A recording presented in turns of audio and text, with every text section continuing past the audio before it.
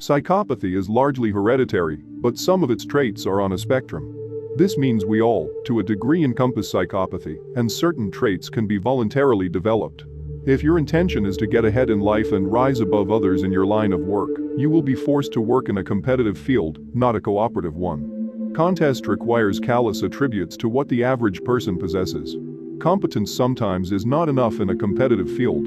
There will be resentful, envious people waiting for the right moment to use dirty tactics to tear you down. You have to equip yourself with traits that can defend and inflict the same amount of damage.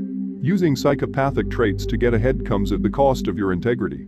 This is a disclaimer that the purpose of developing these traits is to employ it only on those willing to use them against you.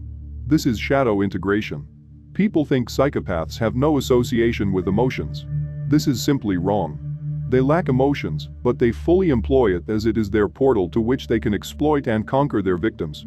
They manifest it themselves anytime at will, for objective selfish purposes. 1. Lack of empathy.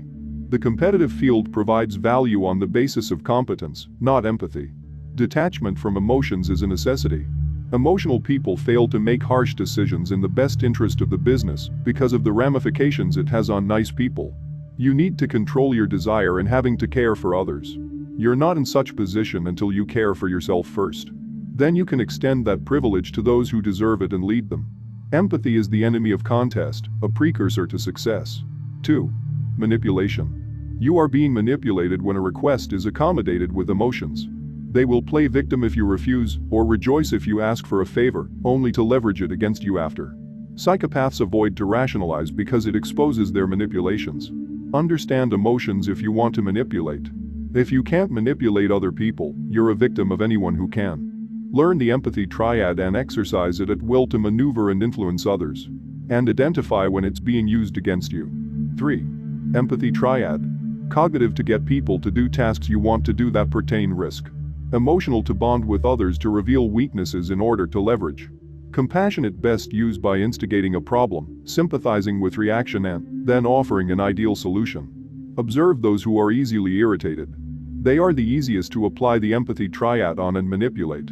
Never get irritated yourself. Remain objective, calm and goal-orientated. If you expose your emotions, you are subject to manipulation. 4. Detached. You can never offend a psychopath or get under his skin.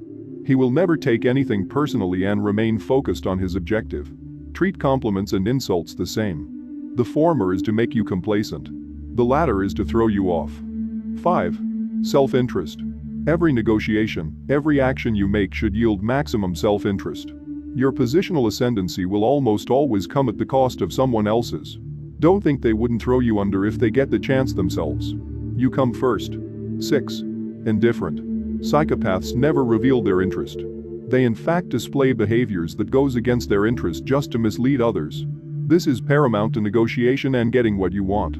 Act as if you're outcome independent. When you show interest, you are taking a position. When you show conviction to a position, you become entrapped.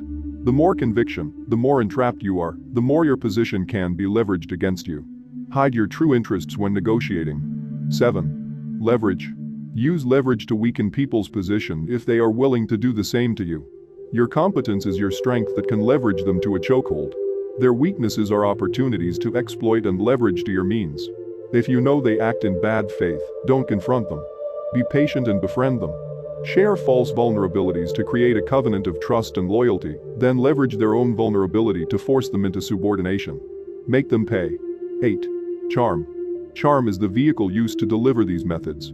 Give compliments when they least expect it, tell them what they want to hear, fake a vulnerability, seek consensus over truth, don't get offended.